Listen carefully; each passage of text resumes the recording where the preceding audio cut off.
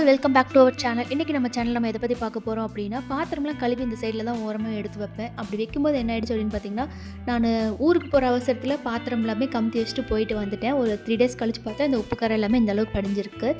உப்பு கரை வந்து நம்ம ரெகுலராக மெயின்டைன் பண்ணிகிட்டே இருந்தோம் அப்படின்னா தான் அந்தளவுக்கு அந்த ஒயிட்னு வராமல் இருக்கும். ஆனால் நான் வந்து 3 days மறந்துட்டேன் அடியில் துணி போடுறதுக்கு. அதனால் இந்தளவுக்கு உப்பு படிஞ்சிருச்சு. அதனால் அதுக்கு வந்து ஹார்பிக் மாதிரி அப்போலோ ஃபார்மசியில் இருக்க லிக்விட் வந்து வாங்கிட்டு வந்து நான் இன்றைக்கி யூஸ் பண்ண போகிறேன். அதை போட்டு தேய்ச்சோம் அப்படின்னாலே ஓரளவுக்கு நல்ல ரிசல்ட் கிடைக்கும். அதிகமாக இல்லை கொஞ்சமாக தான் இருக்குது அப்படின்னா நம்ம ஹாட் வாட்டர் ஸ்ப்ரே பண்ண தேவையில்லை. ரொம்ப அதிகமாக இருக்குது அப்படின்னா அது மேலே ஹாட் வாட்டர் ஸ்ப்ரே பண்ணோம் அப்படின்னா ஈஸியாக க்ளீன் ஆகி வந்துடும். ஹாட் வாட்டரை வந்து நான் வந்து ஸ்ப்ரே பண்ணி எடுத்துக்கிறேன். ஹாட் வாட்டர் நம்ம யூஸ் பண்ணி எடுக்கும்போது இன்னும் கொஞ்சம் நம்மளுக்கு ஸ்க்ரப் பண்ணுறதுக்கு ஈஸியாக இருக்கும். அந்த நம்ம பாத்திரம் கழுவி வைக்கிற செவுறு எல்லாமே ஓரளவுக்கு கொஞ்சம் குப்பையான மாதிரி இருந்துச்சு. அதனால் அதையும் ஃபுல்லாக க்ளீன் பண்ணி விட்டுலான்னு சொல்லிட்டு அதையும் சேர்த்தா ஸ்க்ரப் பண்ணியிருந்தேன். ஹாட் வாட்டர் நம்ம யூஸ் பண்ணோம் அப்படின்னா நம்ம வேலை கொஞ்சம் ஈஸியாக இருக்கும். அதனால் நான் வந்து ஹாட் வாட்டர் யூஸ் பண்ணிக்கிறேன். முன் வந்ததுக்கு இப்போ வந்ததுக்குமே நல்ல டிஃப்ரென்ஸ் தெரியுது பாரு. நான் வந்து எப்போயுமே கிச்சனை வந்து ரெகுலராக க்ளீன் பண்ணிக்கிட்டே தான் இருப்பேன். ஆனால் வந்து நம்ம ஊருக்கு போயிட்டு வந்துட்டோம் அப்படின்னாலுமே நம்ம க்ளீன் பண்ணுற மாதிரி தான் இருக்கும். நம்ம என்ன தான் வந்து கிச்சனை க்ளீன் பண்ணி வச்சுட்டு போயிட்டு வந்தாலுமே திரும்ப கிச்சன் க்ளீன் பண்ணுற மாதிரி தான் இருக்கும். ஏன்னா நம்ம கிச்சனை வந்து மெயின்டைன் பண்ணுற மாதிரியே வந்து ஹஸ்பண்ட் மெயின்டைன் பண்ணுவாங்களான்னா கண்டிப்பாக கிடையாது. அதனால் எனக்கு எப்போயுமே 2 வேலை தான். போகும்போது க்ளீன் பண்ணி வச்சுட்டு போவேன், வந்ததுக்கப்புறமும் க்ளீன் பண்ணுவேன். இங்கே யூஸ் பண்ணுற வாட்டரில் சால்ட் கண்டென்ட் ரொம்ப அதிகம். நம்ம வந்து சொம்பில் தண்ணி பிடிச்சி வச்சு ஒரு 2 நாள் விட்டோம்னாலே உப்பு கரை வந்து அதிகமாகவே படிஞ்சிடும். அதனால் கிச்சனை வந்து ரெகுலராக மெயின்டைன் பண்ணியே ஆகணும். அப்படி பண்ணல அப்படின்னா பாத்திரங்கள்லையுமே உப்பு பூக்கிறது நம்மளால் பார்க்க முடியும்.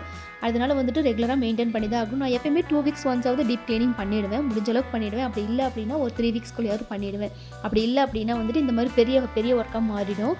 அடுத்து வந்து கேஸ் ஸ்டாப் க்ளீன் பண்ண போகிறோம். கேஸ் ஸ்டாப் வந்து எப்பயுமே வந்து நம்ம பேக்கிங் சோடா போட்டு தான் க்ளீன் பண்ணுவேன். ஆனால் இந்த டைம் வந்து அந்தளவுக்கு ஒன்றும் பெரிய கரை இல்லை, சும்மா க்ளீன் பண்ணி எடுத்துகிட்டா போதும். அதனால் ஹாட் வாட்டர் மட்டும் ஸ்ப்ரே பண்ணிவிட்டு நார்மலாக ஸ்க்ரப் பண்ணுற மாதிரி ஸ்க்ரப் பண்ணி எடுத்துட்டோம் அப்படின்னாலே நம்ம கேஸ் ஸ்டாப் வந்து நல்லா பளிச்சுன்னு வந்துடும். நான் எப்போயுமே மோஸ்ட்டாக வந்துட்டு வேலை ஈஸியாக முடியணும் அப்படிங்கிறதுக்காக தான் இந்த ஹாட் வாட்டர் யூஸ் பண்ணுவேன். ஏன்னா ஹாட் வாட்டர் நம்ம யூஸ் பண்ணும்போது அந்த அழுக்கு எல்லாமே சீக்கிரமாக உதிர்த்தி தந்துடும். அதனால் ஈஸியாக க்ளீன் பண்ணி எடுத்துக்கலாம். நம்ம வெயிட் பண்ண வேண்டிய அவசியமும் இருக்காது. நம்ம நார்மலாக ஸ்க்ரப் பண்ணுற மாதிரி ஸ்க்ரப் பண்ணால் போதும். ஒரு வேளை ரொம்ப பால் தீஞ்ச கரை அடிப்பிடிச்ச கரை இருந்துச்சு அப்படின்னா ஹாட் வாட்டரோட கொஞ்சம் பேக்கிங் சோடா மிக்ஸ் பண்ணி பேக்கிங் சோடாவை ஸ்ப்ரெட் பண்ணி விட்டோம் அப்படின்னா ஹாட் வாட்டரோட அது ரியாக்ட் ஆகி நல்லா உப்பி வரும். அப்போ அந்த கரை எல்லாமே ஈஸியாக எடுத்துடலாம். நம்மளுக்கு வந்து டைமும் அந்தளவுக்கு இழுக்காது. அப்படியே வந்து கிச்சனில் இருக்க அந்த டைல்ஸ் எல்லாமே ஃபுல்லாக க்ளீன் பண்ணிடலாம் அப்படின்னு சொல்லிட்டு 1 by 1 அப்படியே அதையே செஞ்சுட்ருக்கேன். எப்பயுமே வந்து எண்ணெய் பிசுக்கு இருக்க ஏரியாவில் வந்து ஹாட் வாட்டர் நான் ஸ்ப்ரே பண்ணுவேன். அப்படி எண்ணெய் பிசுக்கு இல்லை நார்மலாக தான் இருக்குது அப்படின்னா வந்துட்டு அந்த துணியை வந்து ஹாட் வாட்டர் டிப் பண்ணி எடுத்து உடச்சோம்னாலே ஓரளவுக்கு நல்லா க்ளீன் பண்ணி கொடுத்துரும். நம்ம கிச்சன் எப்பயுமே ரெகுலராக மெயின்டைன் பண்ணிக்கிட்டே இருந்தோம் அப்படின்னா அது வந்து ஒரே நாளில் வந்து நம்ம ஹெவி ஒர்க் செய்கிறத வந்து நம்ம வந்து குறைச்சிக்கலாம். அந்த ஹெவி ஒர்க் செய்யக்கூடாது அப்படிங்கிறதுனால தான் நம்ம இந்த மாதிரி ஸ்ப்ளிட் பண்ணி தனித்தனியாக செஞ்சுக்கிறது. அடுத்து வந்து இண்டக்ஷன் ஸ்டவ்வையுமே வந்து நான் வந்து ஒரு காட்டன் துணியில் ஹாட் வாட்டரில் டிப் பண்ணி தான் அதையும் தொடச்சி விட்டோம் அப்படின்னாலே அதுவும் நல்லா க்ளீனாக வந்துடும். எப்பயுமே பால் பொங்க விடாமல் இருந்தோம் அப்படின்னாலே நம்மளுக்கு வேலை கொஞ்சம் கம்மி தான். ஆனால் நம்ம பால் பார்த்துட்டு இருக்க வரைக்கும் பொங்கவே இந்த பக்கம் திரும்பினதும் பொங்கிடும். நமக்கு இன்னொரு வேலை எக்ஸ்ட்ரா அதுவும் கொடுக்கும். நெக்ஸ்ட் வந்து பாத்திரம் கழுவுறதுக்கு எல்லாமே எடுத்து சிங்கில் போட்டுட்டேன். எப்பயுமே பாத்திரம் கழுவுற வேலை வந்து அதிகமாக இருக்க மாதிரி நான் வச்சுக்க மாட்டேன். கொஞ்சம் ஜாமானை சேரும்போதே கழுவி வச்சுருவேன். எனக்காவது பாப்பா ரொம்ப குறும் பண்ணிகிட்டு இருக்கா அப்படிங்கும்போது எனக்கு சிங்குள்ளே ஜாமானை சேர்ந்துடும். அன்றைக்கி வந்து அவளை தூங்க வச்சுட்டு அதுக்கப்புறம் தான் பாத்திரம் க்ளீன் பண்ண வருவேன். எப்பயுமே பாத்திரம் வந்துட்டு எடுத்து வச்சோடனே வந்து நல்லா தண்ணியை வந்து ஸ்ப்ரெட் பண்ணி விட்டுணும். நல்லா தண்ணியில் ஒரு 5 நிமிஷம் இருந்துச்சுனாலே போதும். அதுக்கப்புறம் நம்ம வாஷ் பண்ணி எடுக்கிறதுக்கு ரொம்ப ஈஸியாக இருக்கும். போட்டு நம்ம தேய்த்தேன்னு தேக்க வேண்டிய அவசியம் இருக்காது. லைட்டாக ஸ்க்ரப் பண்ணி எடுத்துடும் அப்படின்னாலும் நம்மளுக்கு வேலையும் ஈஸியாக முடிஞ்சிடும், கை வலிக்காமையும் இருக்கும்.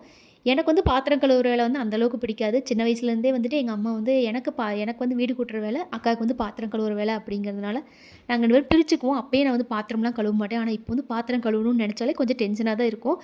ஆனால் அதை எப்படி ஈஸியாக செய்ய முடியுமோ அந்தளவுக்கு செஞ்சு முடிச்சுக்குவேன். அதனாலே என்னமோ தெரியல சிங்க்குள்ளேயே நான் ஜாமானத்தை விடவே மாட்டேன். எப்பயுமே வந்து பாத்திரம் கழுவி முடிச்சோடனே சிங்க்லாம் க்ளீன் பண்ணிவிட்டு சிங்க்குள்ளேயுமே ஹாட் வாட்டரை வந்து ஒரு ஜக் வழியாக ஊற்றி விட்டுருவேன். இது வந்து டெய்லி வந்து ஒன்று மதியம் செஞ்சிடுவேன், இல்லை நைட்டு செஞ்சுருவேன். டெய்லி 1 டைமாவது இதை செஞ்சுட்டோம் அப்படின்னா அந்த ஸ்மெல் எதுவும் வராமல் இருக்கும். எல்லா வேலையும் முடிஞ்சது போக மதியமாக டிமார்ட் போகலான்னு சொல்லிட்டு கிளம்பியாச்சு.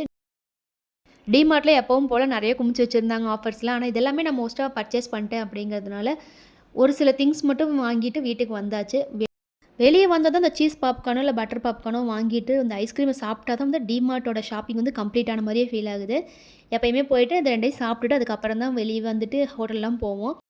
எப்பவும் போல இல்லாமல் இந்த டைம் ரொம்பவே கம்மியாக தான் வாங்கியிருந்தேன். ஏற்கனவே அங்கே இருந்த திங்ஸ் எல்லாமே நான் ஓரளவுக்கு வாங்கிட்டேன் அப்படிங்கிறதுனால கம்மியாக தான் வாங்கிட்டு வந்திருந்தேன்.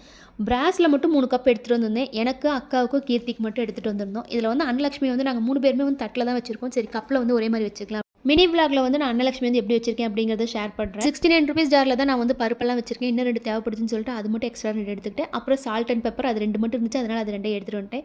இந்த பிளாக் கலர் கப்பு ஸ்பூனும் பாப்பா எடுத்தா, அதனால் அதை வாங்கிட்டு வந்தாச்சு. இந்த டைம் பெருசாக எதுவும் பர்ச்சேஸ் பண்ணல, கொஞ்சமாக மட்டும் வாங்கி டக்குன்னு வீட்டுக்கு வந்தாச்சு. நம்ம சேனல் இது வரைக்கும் யாராவது சப்ஸ்கிரைப் பண்ணாமல் பார்த்துட்டு இருக்கீங்க அப்படின்னா மறக்காமல் சப்ஸ்கிரைப் பண்ணிடுங்க. பாய், இன்னொரு வீடியோவில் பார்க்கலாம்.